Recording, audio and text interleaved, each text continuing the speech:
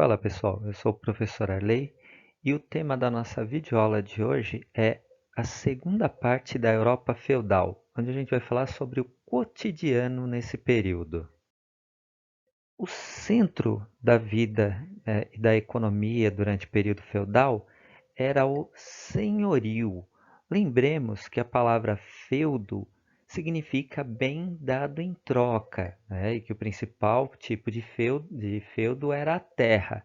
Então, né, o feudo não era a propriedade rural, né? Esse é um erro muito comum quando a gente estuda o período do feudalismo, né, que tem o costume de dizer que o feudo era toda aquela propriedade. Não, a propriedade era chamada de senhorio.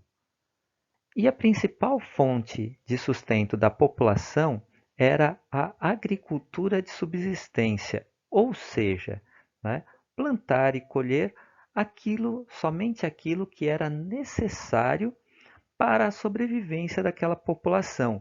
Não havia praticamente uma produção de um excedente que fosse utilizado para o comércio.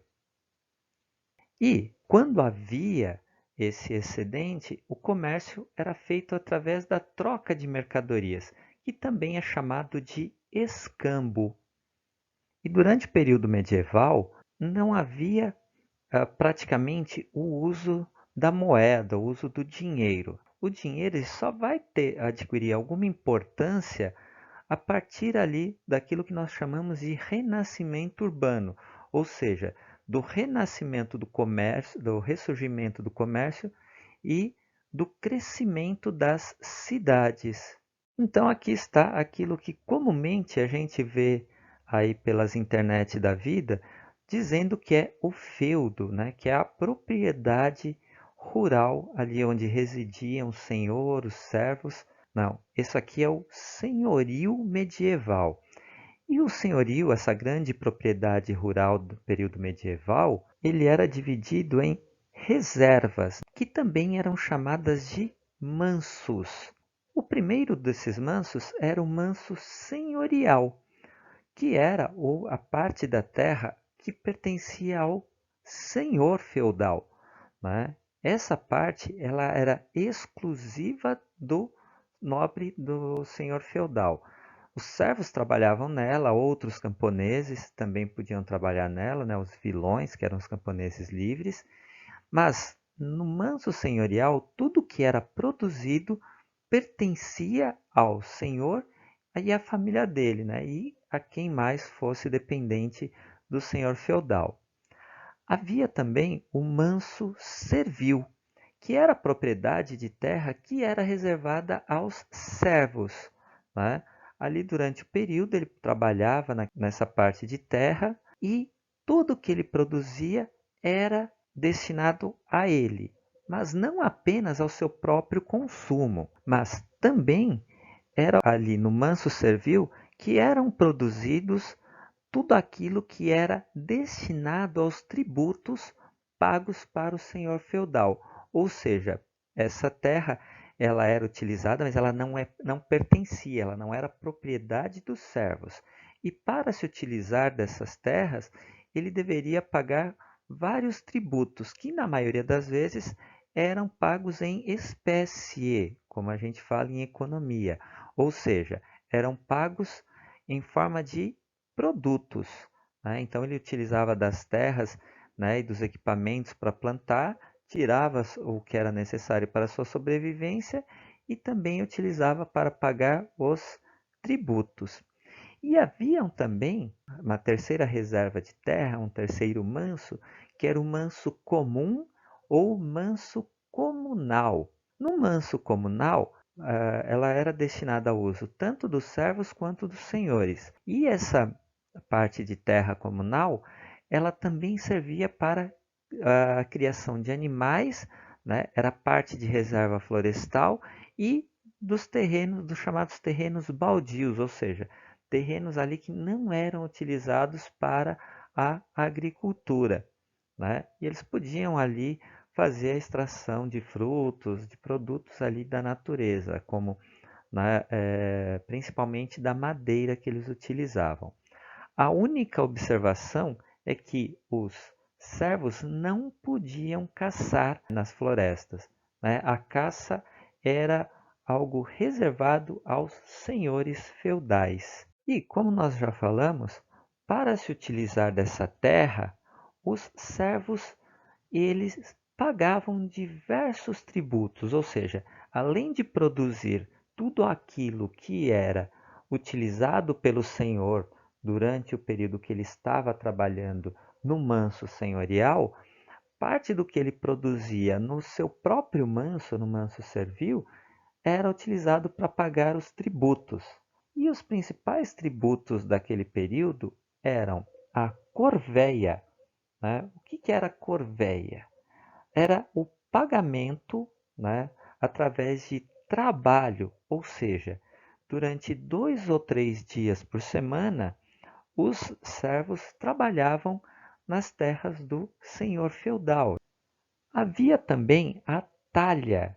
A talha era um tributo que entre 30 a 40% de tudo aquilo que era produzido no manso servil era entregue para o senhor feudal, ou seja, né, como parte do pagamento pelo uso daquela terra que pertencia ao senhor, né, mas estava ali sob os cuidados dos servos, ele pagava essa percentual, que era chamado de talha. Tínhamos também a captação, né? A captação, ela tem esse nome porque vem do latim capta, que significa cabeça, ou seja, era um imposto que era recolhido por cada pessoa, né? Ou seja, por cada cabeça que morava dentro do feudo, né? Dentro do senhorio. E havia também as banalidades, que era um tributo aonde os servos pagavam parte do que eles produziam para o senhor como pagamento da utilização dos equipamentos que existiam dentro da área do senhorio, como por exemplo ferramentas, moinho, fornos, entre outras coisas. Nossa, professor, que nome engraçado, banalidades. Pois é, os tributos feudais tinham nomes interessantes. Uma coisa que eu gosto muito de citar é que, quando estudamos história, nós devemos compreender que o cotidiano das pessoas que viviam nos tempos anteriores ao nosso era bastante diferente do que nós temos hoje em dia. E na Idade Média, né, na Europa feudal, não podia ser de outra forma.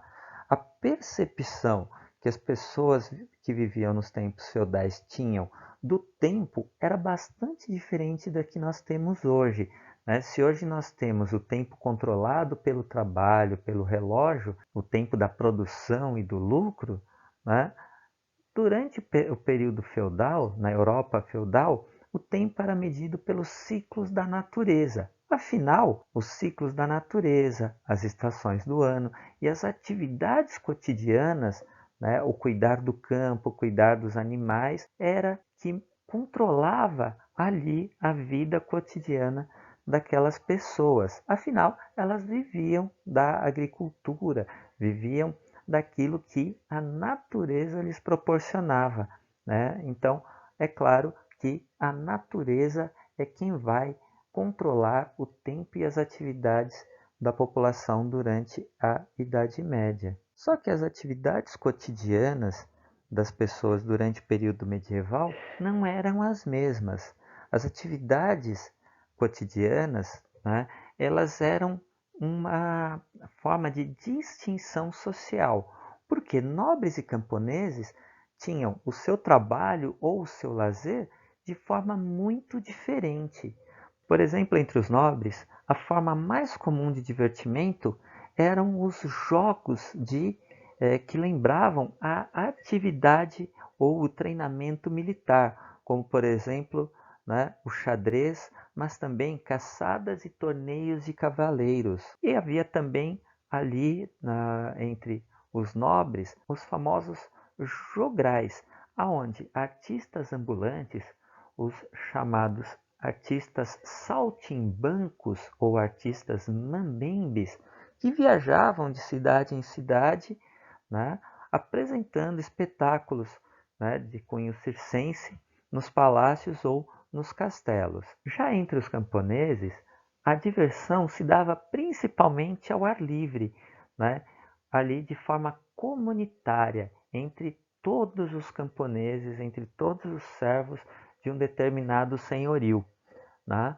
Os jogos entre os camponeses mais comuns eram os que tinham a ideia de habilidades físicas, né? Provas de força ou de habilidades. Já nas cidades, afinal, as cidades na Idade Média continuaram existindo, mesmo que a sua importância comercial não fosse tão grande, era mais comum os jogos de apostas, né? Como jogos de dados ou até mesmo de baralhos, que não raramente acabavam gerando confusões ali com as autoridades das cidades. E as festividades também tinham uma grande importância no cotidiano medieval. Também eram ali momentos que marcavam também uma distinção. As festividades, elas marcavam momentos distintos, mas agora não é uma distinção de classe social, mas sim uma distinção entre as festividades religiosas e oficiais, aquelas que eram controladas pelo Estado, né, pela nobreza e também pela igreja, pelo clero, e as festividades populares, aquela com as quais não havia nenhuma relação de classe social e principalmente estava ligada à população, às camadas mais baixas da sociedade, né, aos populares, como se diz. Né? Nesse caso, popular significa que pertence ao povo. E entre as festividades religiosas, as principais eram o Natal e a Páscoa, que eram marcadas, né, com grandes festividades, com procissões de santos, com cânticos ali por toda a cidade, por todo o senhorio. E entre as principais festividades populares, vamos dizer assim, a mais popular no sentido de mais famosa, era o Carnaval.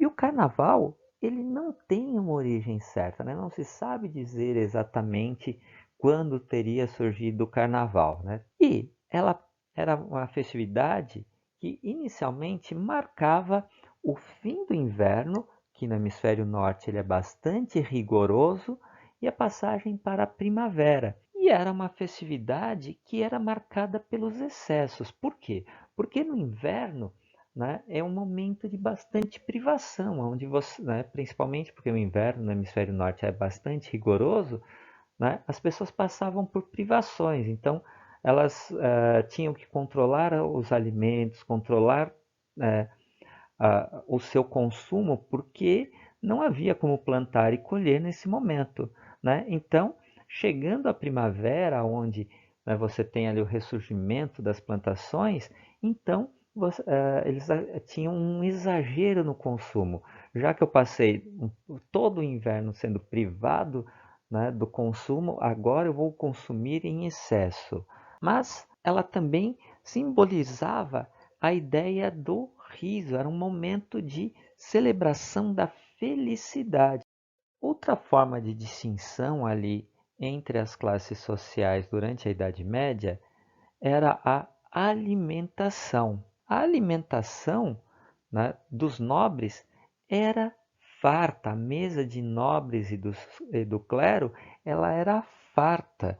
Ela era a base principalmente de carne, né? Tanto a carne de animais que eram criados ali dentro dos senhorios, como também a carne de caça, né? E que era ali preparada ricamente com caríssimas especiarias orientais.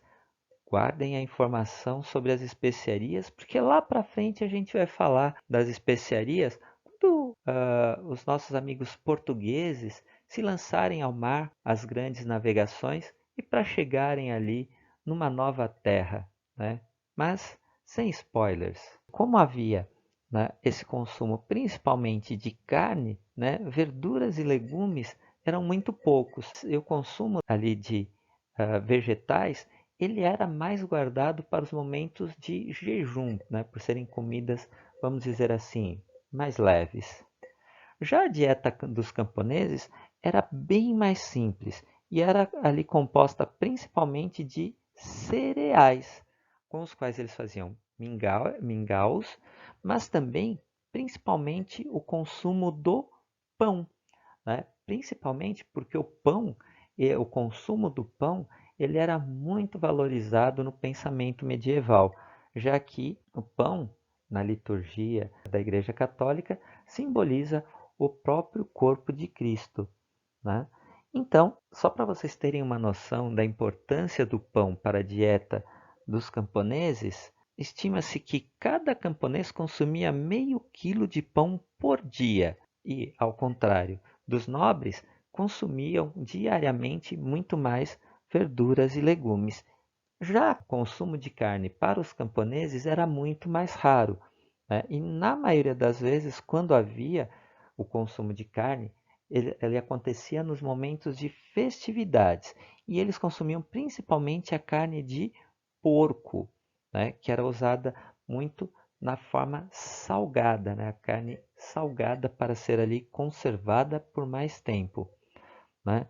E também havia o consumo de leite e queijo, principalmente, né, o queijo e o leite de ovelhas. E os camponeses também costumavam consumir carne de aves, né, como galinhas, patos e também pombos, né? Mas assim como o consumo da carne do porco, né, o consumo de carne de aves era reservado para os momentos mais especiais, os momentos mais de festividades. E outra forma de distinção social durante a Idade Média era o vestuário, ou seja, as roupas que cada uma dessas camadas sociais utilizava. Os camponeses utilizavam roupas que eram feitas de tecidos simples e grosseiros, como por exemplo a fibra do cânhamo, e utilizavam sapatilhas, né?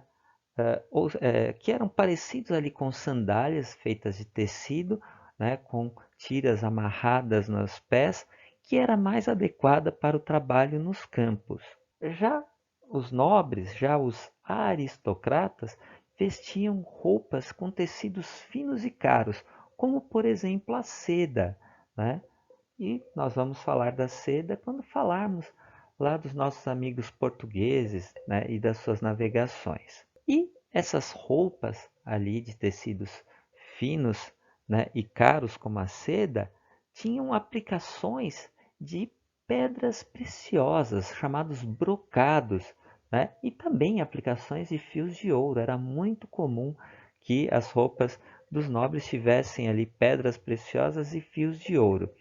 E elas eram ricamente coloridas, né? Dava-se a preferência principalmente ao vermelho vivo, né? Que simbolizava uma cor ali da nobreza.